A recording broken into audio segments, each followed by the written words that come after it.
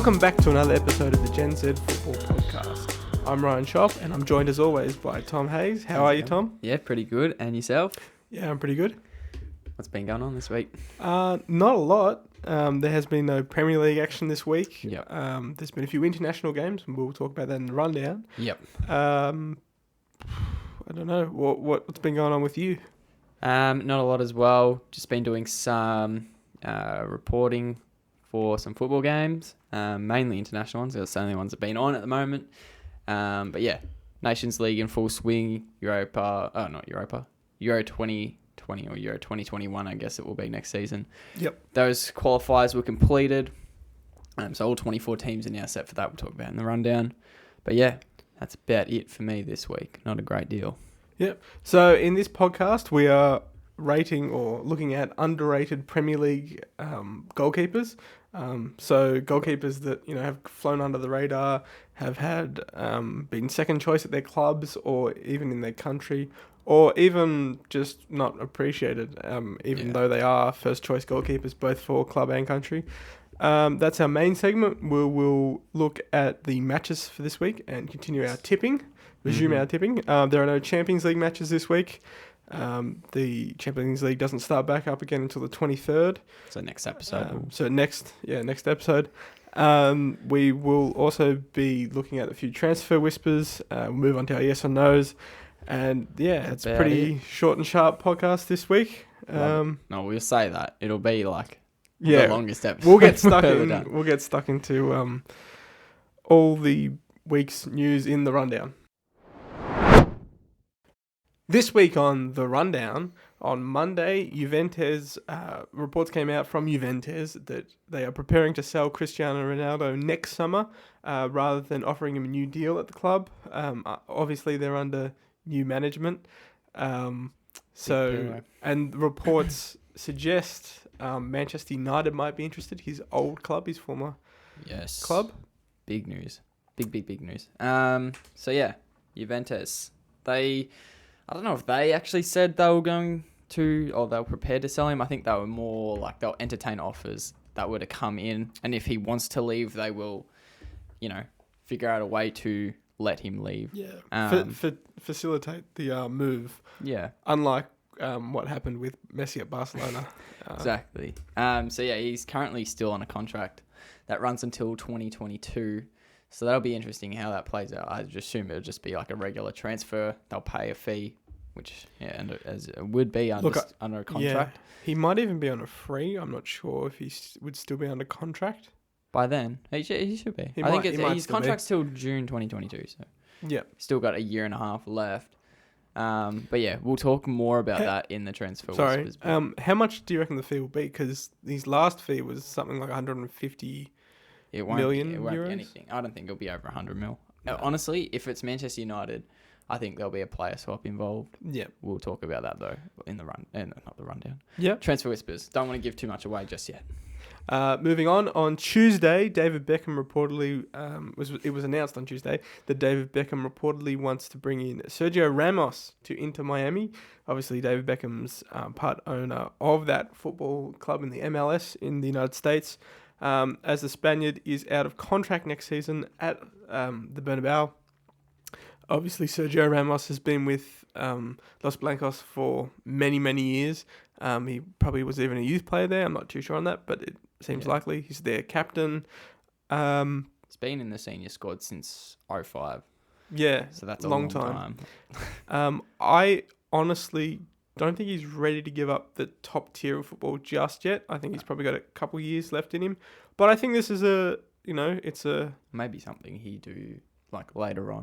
Yeah, it's an appealing offer for his retirement or transition to a lesser important league in quotations. Although the MLS is growing, it's popping off. It really is. But yeah, he's obviously had a very decorated career at Real Madrid. Won't go too much into it, but even just last week, he scored his 100th goal for the club. He's recently passed over 650 appearances for them. So yeah, it'll be a shame to see him leave, like eventually, as it is for like all heroes leaving their main squad. But I don't think he's ready to leave either. Yeah. Moving on Wednesday, Gleg. Sorry. On Wednesday, Greg Clark, the former now FA chairman, resigned his position after a series of unacceptable slurs caused a bit of outrage in the media. He referred to BAME people, as they like to be known, or as has become to be acceptable in the British media, which is for the Australian audience or anyone outside of Britain, is British, Black, Asian, and minority ethnic peoples. So that's just the term used. He referred to them as coloured, which harpers back to a bit of an old-fashioned kind of outdated term. More of a slur. Yeah. Than any, it had negative connotations to it. Not that I don't think he meant any offence to it. We should probably say this. He came out and said that he didn't mean to cause any offence. But he resigned. He wasn't forced to resign. Yeah. But he resigned. I think he handled the situation as best as he could, I believe. I don't think there was no real struggle to stay or whatever.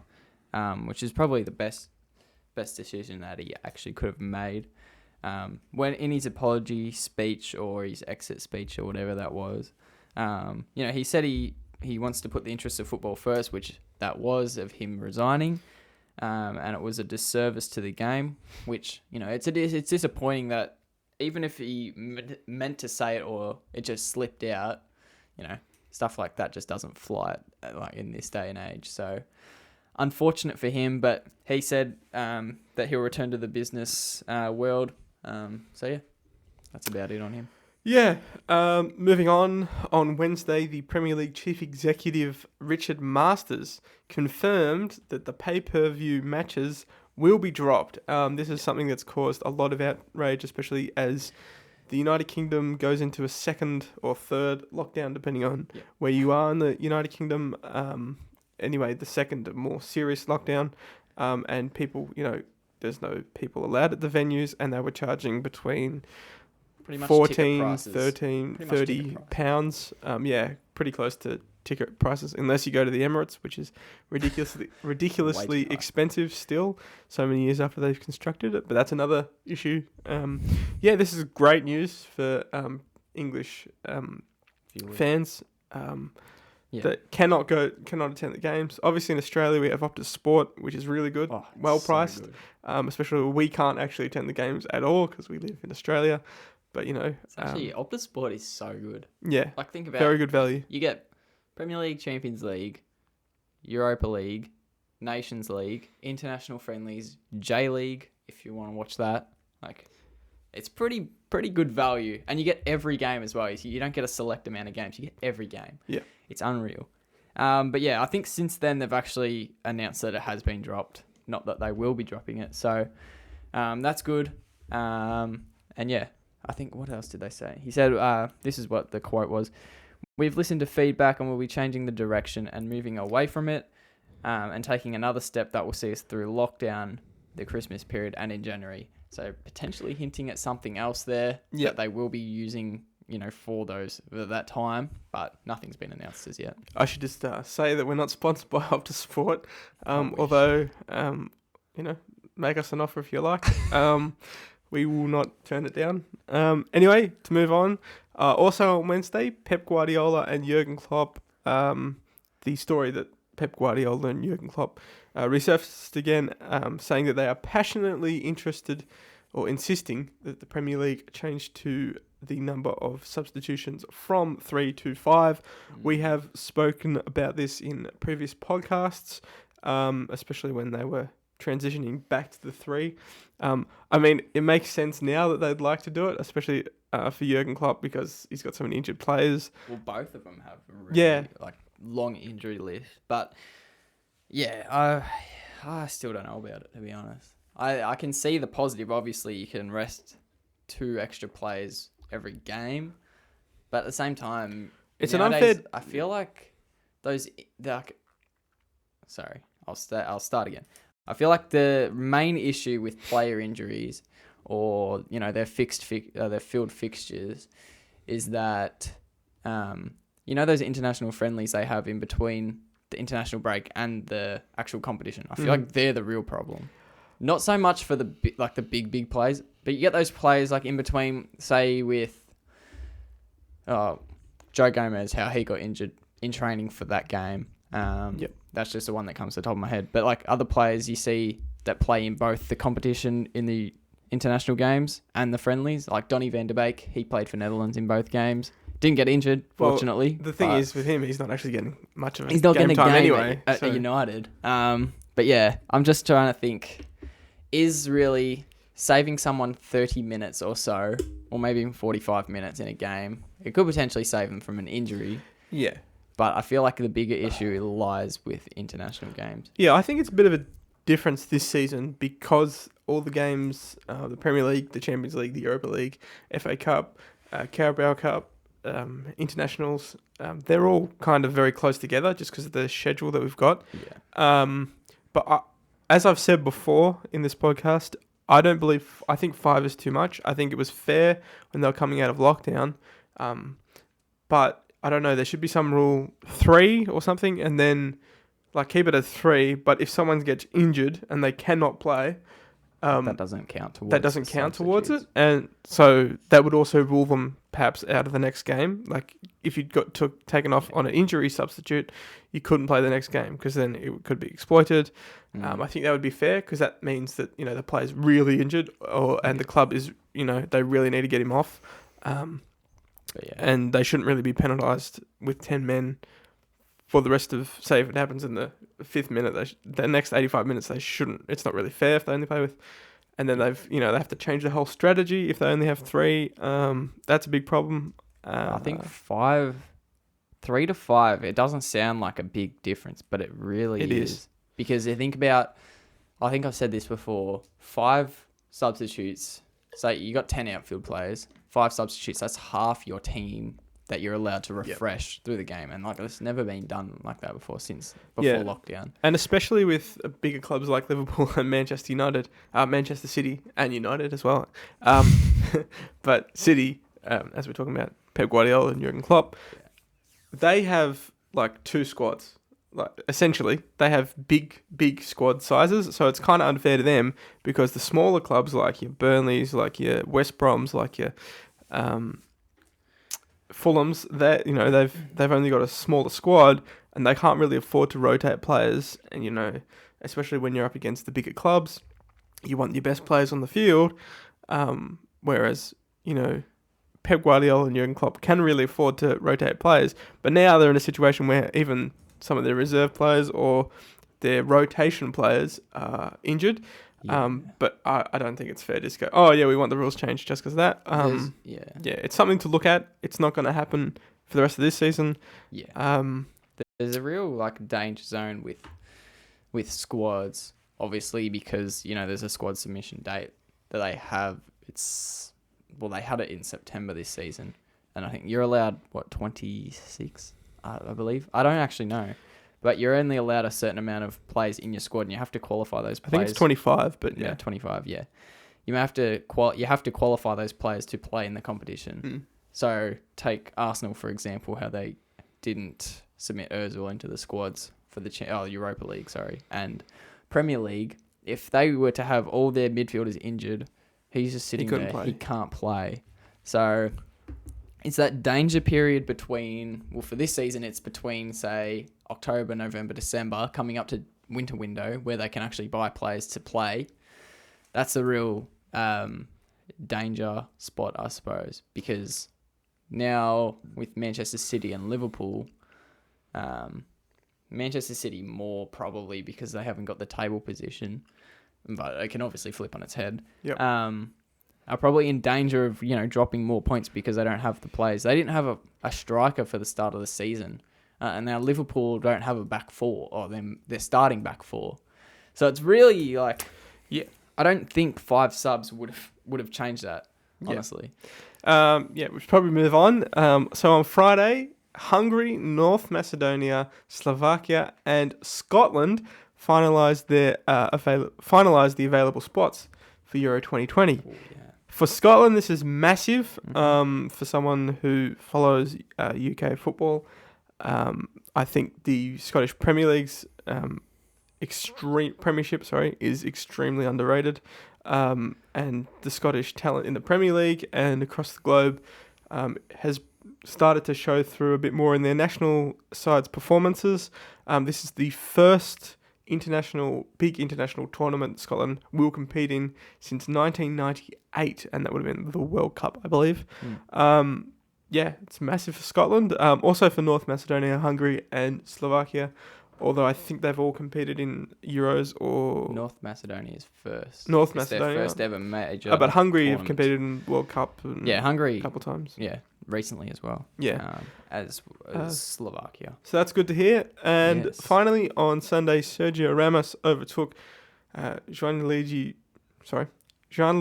Buffon with the most international caps for a European player. What was that number?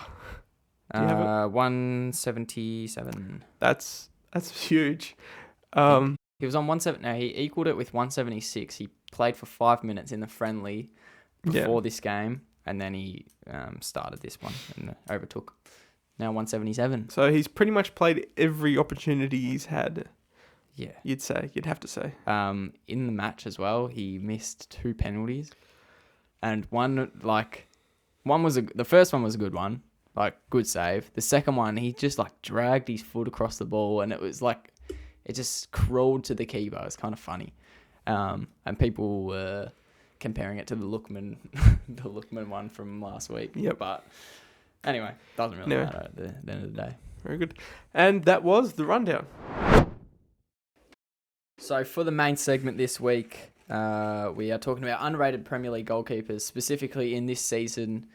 So far, only a small number of games, but you can start to tell who's performing better than what they have or what they expected in terms of the league and other goalkeepers in the league.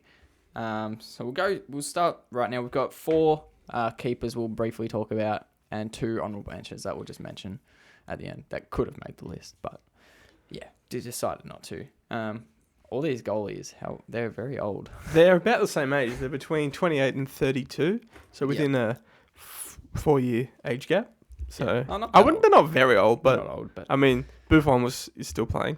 Yeah, and he's 41. Exactly. So, I think we're going to start with Bernd Leno. Yes, Arsenal boy. Yeah, he was born in Germany in the town of, I may get this wrong, Beitgeheim Bissingen.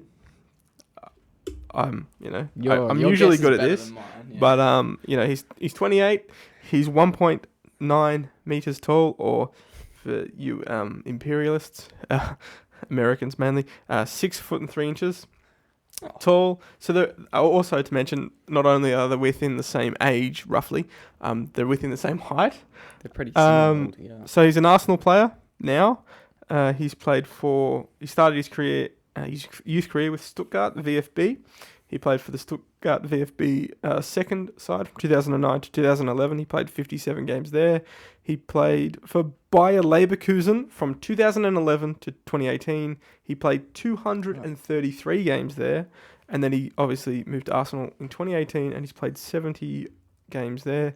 He's played 8 German national matches. Only 8. Only 8. I mean, he's second. He's third. Ter Stegen. He's probably third or fourth. So Neuer and Ter Stegen would easily pip him. No offense to Bernd Leno. So he's not really. This is one of the reasons why he's an underrated goalkeeper, because he hasn't got a lot of international time. Yeah. So this season he's had a pretty good season, and I'll say this. Actually, I'll keep it. I'll wait till near the end of this. But he's played 8 games, conceded 10 goals, and had just the 2 clean sheets. Arsenal currently sit 11th in the Premier League. Doesn't really bode well. Yeah, exactly. But it's not just the goalkeeper's fault because of losing. It's often not the goalkeeper's fault. Yeah. Except if you're Kepa, but that's another thing. They could drop to 12th if United are to win their game in hand that they have against Villa or Burnley, one of the two. Same colours. Just gets me all mixed together in the end. But yeah, as Shoppy said, arrived in 2018, and he's been their first choice goalkeeper ever since. overtook Martinez, which is one of the guys on the list we'll talk about. Spoilers. I think we'll get to him last, but Leno. I remember that my first memory of Bernd Leno is in like when I played FIFA 16, and he was always like, because Liverpool didn't have a good goalie. It was Mignolet in 2016. So Leno. Sorry, any Mignolet fans out there? Leno was always the guy that was scouted to me. Yep. And I always bought him. And he was like really good, and I was like, Liverpool should buy him. Bought in Alisson. They kept Mignolet for longer than I thought. That's another story. But. Anyway, anything else to say on Leno? One thing with Leno, I guess I'll mention it now. With Arsenal, I feel like Leno is the most unlucky person on the squad, probably behind Mesut Ozil. Because you can't get much unluckier than Mesut Ozil, but I honestly think he's a really good goalkeeper. Like, he doesn't get the limelight that other goalies get, mainly because Arsenal aren't up there at the moment. Because he's But yeah, I feel like most of the goals or errors that lead to goals are from defenders, and probably last year you could have thanked David Luiz for half of them. Who else did they have that? Like, honestly, you can't even. What's his name? David Luiz. Socrates even. Like he was their best centre back last season, and he still. Who? Socrates. Papastopoulos. Oh, I think you said Socrates. No, Socrates Papastopoulos. Okay. Right. But anyway.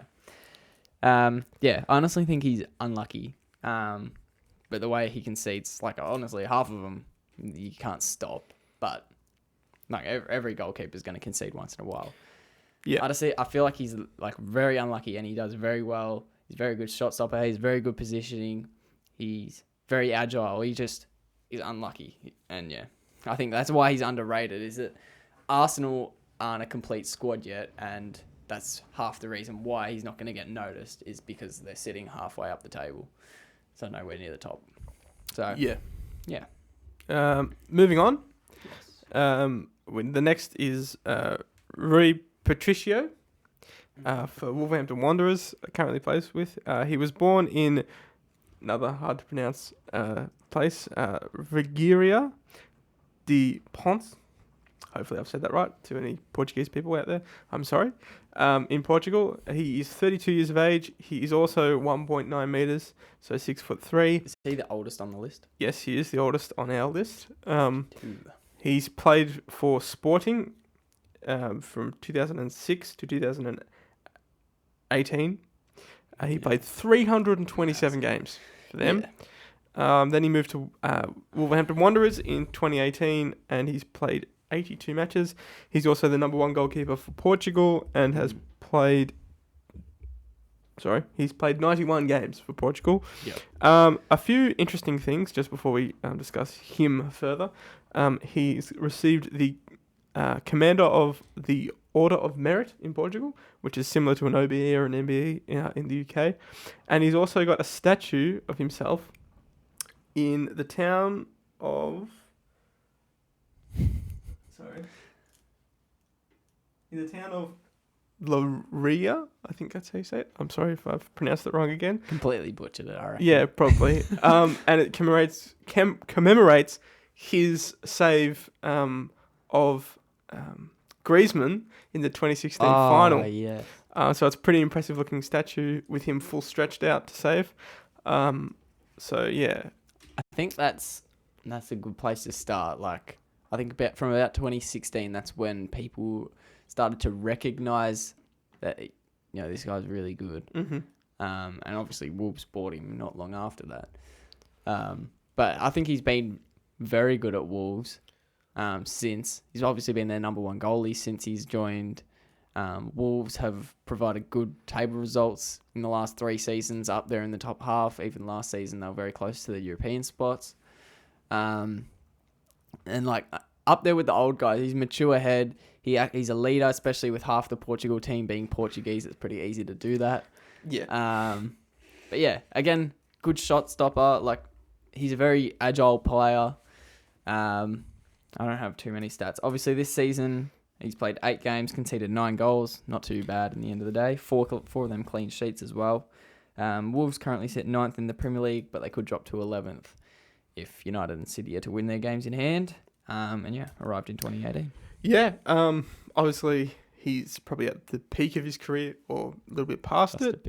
But he's still very much say one ever of the since best. he's been at Wolves, he's been at the best of his game. Yeah. Probably even before that, maybe. That the Euro win with Portugal was probably the highlight of his career, I'd say. Yeah, I would agree. Moving on. Next we have... Second. Who would you have second? Second on the list. We're Sorry? going from bottom to top, so second. Oh, second. We've done fourth, third. I'd say Alex McCarthy. Yeah, you're right there. I'm from Southampton. Boy, has he had a career. Yeah, interesting career. Played at many clubs. So he's born in Guildford. So Many is an understatement, by the way. that's a bit easier place to pronounce. Guildford in Surrey, which is in England. He's 30, so he's around the same age as the last few. He's 6'4", so 1 meter and 93 centimeters tall. So also about the same height as the last two. He played for Reading between 2007 and 2014. In that time, he was on loan at Woking, Cambridge United, Team Bath, Aldershot Town, Yeovil Town, Brentford, Leeds, and Ipswich Town. 8 clubs. During that time, he played. He seemed to spend a lot of time on the bench. He played this from what the figures say. He played 1 game for Woking, 1 game for Cambridge, 2 games for Bath, 4 games for Aldershot, 44 games for Yeovil Town, 3 games for Brentford, 6 games for Leeds, and then he moved to QPR, Queen's Park Rangers, and he played there from 2014 to 15. So 1 season. Yeah, I don't think he played that many games for them. I don't actually have it written down. But he moved to Crystal Palace from 2015 to 16, where he played a big number of games, 7. And then he obviously moved to Southampton, where he's played 77 games. So since 2016, he's also played 1 match for England. He's got 1 cap for England, which is pretty hard to do, I'd say, with the amount of quality goalkeepers they have in their squad. I think he's another interesting story, mainly because this season's been probably the best season of his career.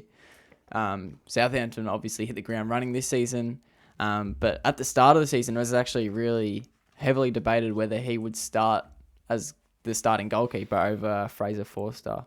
And obviously he is. Now he started every game since the first game. He has played 8 games so far, conceded 12, got 4 clean sheets, so half of them clean sheets.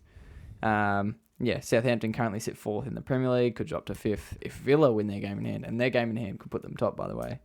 Arrived in 2016 for very cheap, 4.7 million euros, or that's how much it costs. And loaned out 8 times in his career at Reading. I believe that's where he was when he was loaned out. Reading. Yeah, he was Reading for 7 years. Again, another player that's been very, very good this season. Yeah, probably overlooked. A lot of other teams could have probably used him in those other seasons. Yeah. And I'm surprised that was the only games he played was at Yeovil Town. But yeah, another big one. Yeah. Gone missing. But I think the next one's just the biggest one. Yeah. Honourable mentions. Honourable mentions. We'll just mention these players. We had 2 players that we thought may make the list. Carl Darlow, Newcastle. Most saves in the last couple of seasons of the Premier League. Obviously, not the most goals. Saves, but still conceded quite a lot. Still conceded quite a lot. Unfortunately. Newcastle, very, let's say, leaky defence at times. Apt that you're wearing a Shearer shirt. I mean, this is from, 1997, 8, I want to say. When they nearly won the league. Yeah, so quite different time. And the other player we had was Matty Ryan, Brighton and Hove Albion, Aussie boy. Yeah. Half the reason why he's on the list as an honourable mention. But I mean, he does a good job. I think he's not bad. Similarly to Carl Darlow, the teams are quite similar, obviously, with the defensive issues they may have, which could force the goals that they concede. Yeah. But at the same time, he came in back from injury last week in the game back, and they kept a clean sheet. So positive. If we had done this last season, I think Ben Foster would have been in our. Oh yeah, easily. Easily. Or an honourable mention, but I'll watch his YouTube videos. Yeah, he's brilliant. Anyway, moving on to our number one.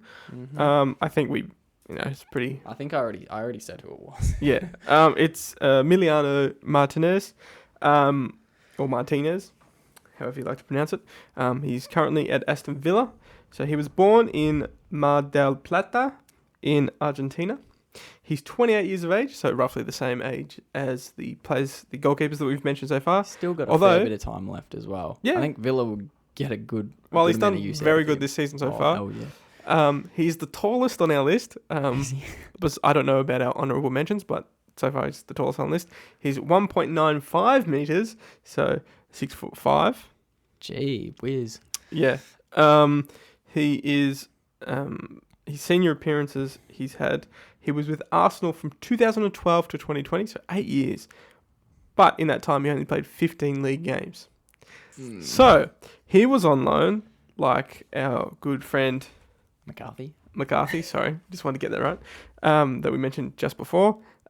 Many times he was on loan for the majority of his time in North London, at Oxford United, Sheffield Wednesday, Rotherham United, Wolverhampton Wanderers, and Getafe, before he was up to Spain. Sorry? He went up to Spain even. Yeah. Sorry, didn't get that.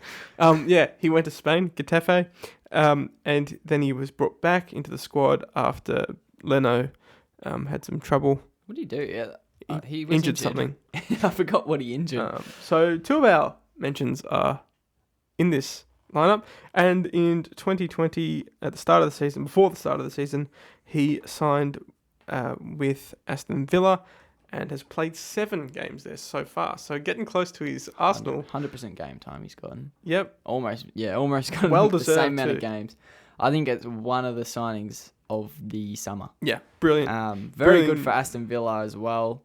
They had an aging goalkeeper lineup, so they hadn't really had no option to delve into the transfer market, and they should have, and they did, and they got a good bloke out of it. 7 games, 9 conceded, 4 clean sheets. Yeah, Aston Villa absolutely flying this season. Game in hand as well. Could go top of the Premier League, which would be massive. I'd just like to mention something about Martinez, is that he won the FA Cup. He played in the FA Cup final. Yeah. He played the Community Shield as well. And he was probably the most affected emotionally on the ground because he'd been on loan for so many times, and he'd loved Arsenal, and he'd been there for 8 years, and to win something with them finally, meant a lot to him. Obviously, it's he was fighting with Bert Leno. I would have probably got rid of Leno if I was at Arsenal, just because I think Martinez seems to be doing a lot better, and the stats so far this year back him up. But to be at Aston Villa, where he will be the number one, and he's got all the support behind him. Doubt, no question. No questioning. It's going to be good for him to be stable, and he could potentially replace the top goalkeeper in Argentina. There's about 4 on their squad, so it's going to be hard. But a few good performances. If Aston Villa continue on their form. And if they continue on their form, like we're talking Champions League next year, which is absolutely mental for a team that finished 17th. I know it's early days, but it's looking good so far. On track. They're the only team that hasn't really dropped off significantly, other than maybe Everton. Yeah. But time will tell, and if he doesn't get any injuries and he maintains his fitness, I can't see why he couldn't maybe get the Golden Glove if Aston Villa continue in the way they have. 44 so far in 7 games. With the Leno thing, where you said you would have sold Leno, I can see why, but logically it wouldn't really make much sense. I mean, financially it wouldn't make sense. Just I don't because. think it would either logically either. Well, I think Leno's been. I prefer. I think Leno's been a decent goalkeeper since he's joined Arsenal. Yeah, and I think, I'm not as I saying- said before with the thing, I feel like he gets unlucky with it, and who knows, bloody Martinez could have a shocker to the rest of the season and just prove us all wrong. So I think the smartest option, obviously, is just to keep your best goalkeeper, which was Leno at the time. Yep. So that was our main segment. Yes. We'll move on to transfer whispers. Yes. So for the transfer whispers this week, well, we've got probably two of the biggest names in football right now. No. The biggest names in football Right now. almost ever. Yeah, ever. I could say that. Besides maybe Pele and a few others. I'll put them above. You're right. You put them both above Pele. Yeah. This era is way more harder Really? than Pele's era, I think. All right. That's a discussion for another podcast. Alrighty. So this happened on the same day as well, which got me pretty excited. Thursday, pretty hectic day. First up, Cristiano Ronaldo. It was reported on Monday that Juventus would, entertain offers for him and that, they wouldn't stop him from leaving. So yeah, Manchester United have slid right in their DMs and gone, yep, we want him. They didn't do that, but they made a formal inquiry to Jorge Mendes, which is Ronaldo's agent, in an attempt to bring him back to Manchester United. And that's all we have so far for that. Yeah, I mean, it'd be a good reunion. It wouldn't be good for Manchester United. To all those Manchester United supporters who go, "Oh, you're just saying that because of me." No, He's 36. He will be 36. I think He's 35. I think. Is he? I feel like he's going to be turning 37. Oh, he might be turning 37. He's old. He may be the second greatest player of all time, but Okay, he's 35. he's not what United need. I think we discussed this in many podcasts, especially last week. They need an overhaul. And spending $50 million that they don't have, or $70 million, £70 million pounds that they don't have, and then paying his wages that they don't have, that they could be spending on, younger talent that will build a side for the future. It's not what they need. Ronaldo will improve their squad, but it's not gonna. It's a band-aid solution. It will sell shirts like. Yeah, it'll make the money off the pitch in an instant. Yeah, like who did they just buy? Cavani. That's really what Cavani's there for, is to sell shirts. In my opinion, he will do a lot better in terms of selling shirts. Ronaldo, of course, he's back at the club. But there will not be like the Ferguson days, 2008, 2007, 6. Nothing like that. You can't even compare that. Honestly, I'm not sure if it's even a good move for Ronaldo. Like, going back to United, he's got nothing to lose. I like that. He hasn't. Any move's I a good think move going for him back at to this stage. Sporting maybe would be better for him. Just Even back to MLS. Portugal. Even MLS. But that remains to be seen.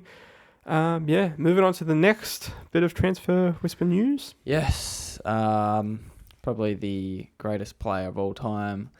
Lionel Messi. The greatest player of all time. Back in the news. Not shortly after their president resigned.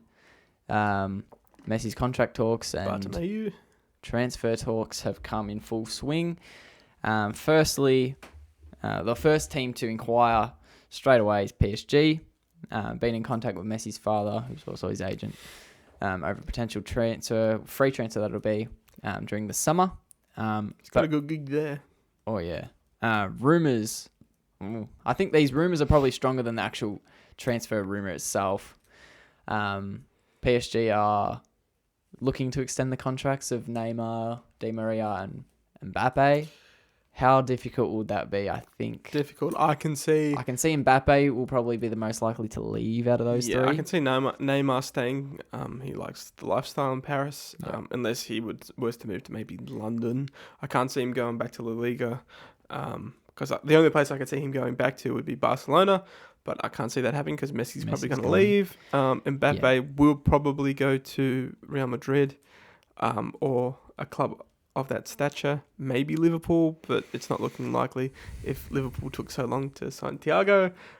Tom, They signed him anyway, so they did, but Nah, they're not generally ones to they're splash not the ones. cash. Yeah, they're not ones to splash the cash. And if they were, and they don't really need him.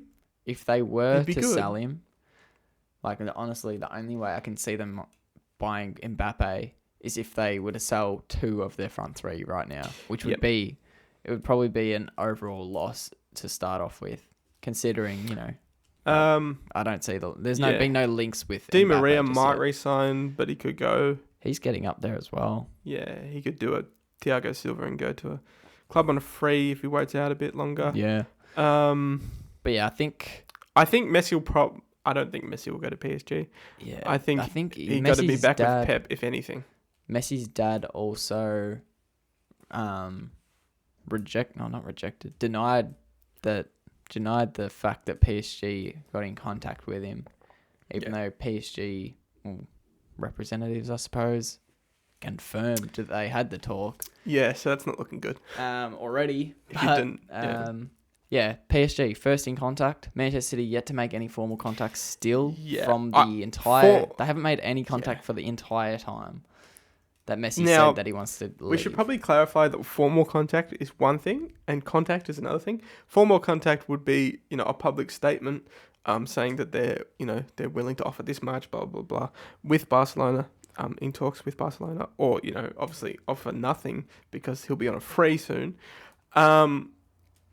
But we do know... You can take with a pinch of salt because it's speculative. Yes. But, however, we do know, or we are 90% sure, through very reliable sources, that it has been widely reported that Messi and Pep Guardiola are in regular contact. Oh, yeah.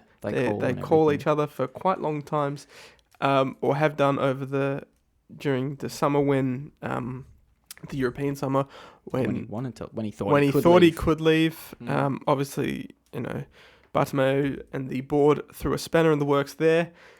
Yep. So I think if he leaves Barcelona, which is looking more and more likely, that he will go to Manchester City to be with Pep for the remainder of his European top flight career, and probably help them to win a Champions League. Yeah. I still see 1,000 different ways this would go. Yeah, I just can't see him go to PSG, but yeah, I wouldn't be surprised if he did. But if Neymar stays, maybe. But Mbappe, you can ask 1,000 questions and you'll never. I don't think it'd be right for PSG either. It's just if he was to go to PSG, reunites with Neymar. But if Neymar was to leave PSG, Messi would have to stay at Barcelona. Does Pep Guardiola re-sign with City? He still has to do that. Yeah. Pep could easily just sign with Barcelona when the new president comes in. If Manchester City don't have a good season, does Pep leave and go to Barcelona? Does Neymar then go to Barcelona at the same time? Like, so many things could happen here. That we to just be fair, have to be patient not with. that City... Well, I don't know. Would Neymar be on free as well? City couldn't afford Neymar they might be able to afford Neymar and Messi back with Pep. Anyway, they wouldn't have to buy Messi. They just have to re-sign. No, maybe they're going to have to pay him at least £1 million a week. Yeah, they'll just have to renew his contract. Yeah. But yeah, that's about it. The only other thing I could think of, if they are linked to Manchester United, or Ronaldo's linked to United, and Messi's linked to City, how good would that be to re-spark that, I don't think rivalry? I think leave that in the past. Personally, I just think it's not going to get any better. I think Messi with Pep is a lot better. I feel like it'd just be good to re-spark the rivalry, that they've always had with Barca and Real. Yeah. And now if they were to do that with Manchester, it would be a good spectacle. Would hit, be at the same level as it was? Definitely not. But yeah. Anyway, we all know we need Messi to come to England so Stoke can get promoted and we can see what Messi's like on a rainy day at Stoke. Anyway. Keep the viewers talking. I'm going to find out where Stoke are in the Championship. Yeah, I think Messi, if he goes anywhere, it will be Manchester City, as most people thought he would be moving there at the start of this season. Stoke. And it's looking more likely that he will do it through a free. And you've got news on Stoke. Stoke are 8th. Well, it's a long season.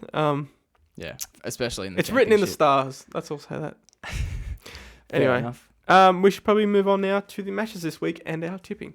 Now we'll move on to the fixtures this week and our tipping. As it stands, we're both tied on 74. Still Yeah, massive.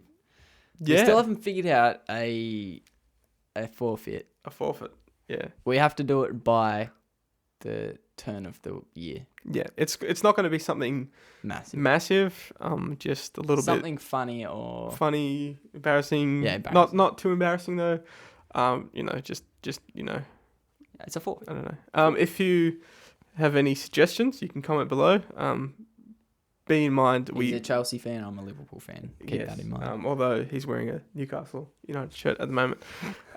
Anyway, moving on. Yeah, he's got a Liverpool thing behind him. Pretty visible. I have not yet put anything behind me, but should do soon. Anyway, moving on to the fixtures this week. We only have the Premier League fixtures, as the Champions League does not restart until next week. So, for Premier League match day 9 or match week... It's only 8 games as well, by the way. The other games are on... there's 2 match week 9 games that'll be played after we upload next episode. Yep. So they'll be in the next episode. And so I think some of these might be match week 8 as well. No, it's all match week 9. No, sorry, my bad. It's all match week 9. All match week 9. All right, so the first match is Newcastle United taking on Chelsea at St. James Park on Saturday the 21st of November at 11:30 p.m. What did you predict for that one, Tom? I reckon I'm going to go Chelsea 2-0. I went with Chelsea, but 4-0. Yeah. Bit more confident after the last few matches Chelsea's played. Oh, shivers. Done the wrong pen. The next match is Aston Villa taking on Brighton and Hove Albion at Villa Park on Sunday the 22nd of November at 2 a.m. I went with Villa 3-1. Right. I just think they're going to continue their run and go top after this game. What did you predict? I reckon they'll go top momentarily. They'll win 2-1, but I still think another team will jump them still. Very well. Wait for that game in hand to go top. Yep. The next match is Tottenham Hotspur taking on Manchester City at Tottenham Hotspur Stadium on Sunday the 22nd of November at 4:30 a.m. What did you have for that one, Tom? I went with a 1-1 draw. That's funny because I didn't. I went with a 2-1 to Spurs. Ooh. I just think they've been too good, and Son and Kane are going to continue their form, and we'll see some nice goals, although not many. Moving on, In a nutshell. we have the troubled Manchester United taking on the newly promoted West Bromwich Albion at Old Trafford. Not the new one, the old one. Oh, God. Say that every time. Anyway, on Sunday the 22nd so dull, that of November at 7 a.m. What did you have for that match, Tom? Well, I don't think Ollie will be fired this week. Let's put it that way. I did 3-1 United. West Brom been pretty poor this season. Well, I think he will, and I think it'll be a 1-1 draw. So You're going to get fired for that? Yep. For a draw against West Brom, yeah. If he doesn't get fired, he'll be shot in the leg or something. We don't condone violence, but they're not going to be happy if he draws. No, I think last week was a bit of a fluke, but I could be wrong. Let's hope so for the sake of Ollie's job. So the next match we have is Fulham taking on Everton at Craven Cottage. Craven Cottage, right on the River Thames, on Sunday the 22nd of November at 11 p.m. What did you have for that one, Tom?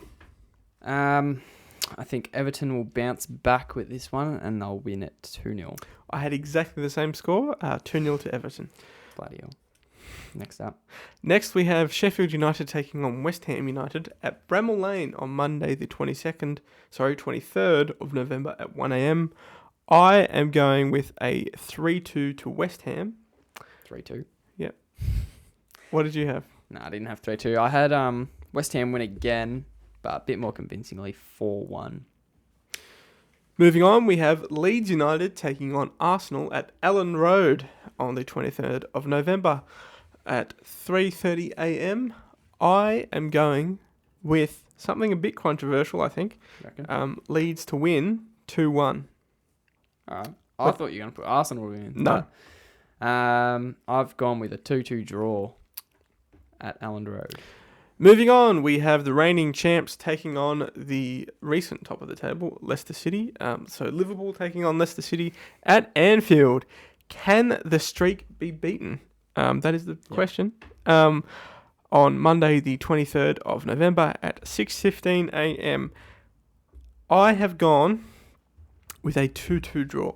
I just think because it's Anfield, I don't think that Leicester will win, but I think it will be close. I think the streak's over. I think it's coming to an end. Big call. And it's going to be very rough. Like a very big loss. Yeah. I've gone with a 4-2 Leicester. But I could be wrong. I mean, it's and no I hope I'm wrong. So, I mean, it's no Aston Villa, but what do you say? 2-2 draw? 2-2 draw. I mean, if we lose it, still a very good achievement. But even if we don't lose it, that's probably even a good achievement itself to not lose. Yeah, you got a few outs. Anyway, so our score stands at 74 each. 74. Yeah. Who's going to be on top after this week? I don't know. We'll have to wait and find out. I hope it's me. So I hope it's me.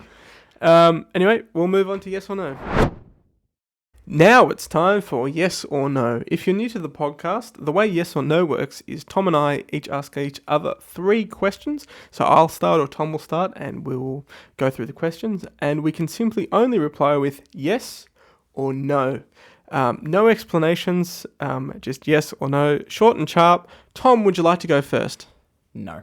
My first question to you, Tom, is if Man United draw or lose with West Brom in this coming fixture, will Ole Gunnar Solskjaer be sacked straight after the match?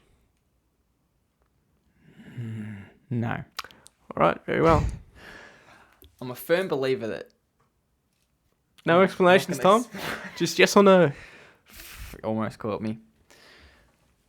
My first question to you. Mm-hmm. Will Cristiano Ronaldo and Lionel Messi be playing in England next season? No. All right.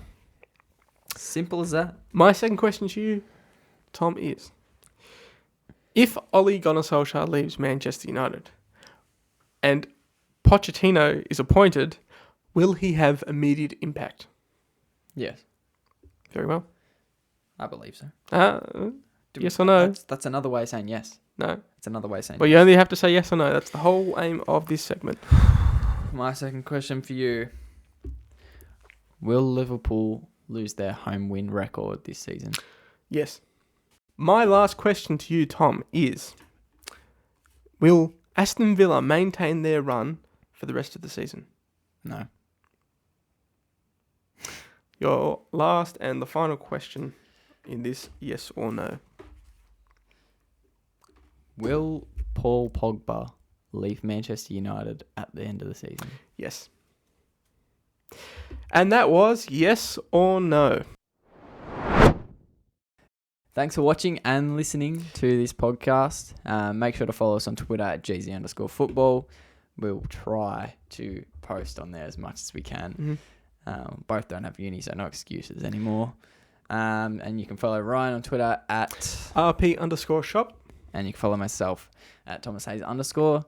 And you can find all of our contacts and references in the links, not in the links, in the descriptions of the video and the podcast, wherever you're listening. And yeah, that's it. Thanks for listening and watching. Bye.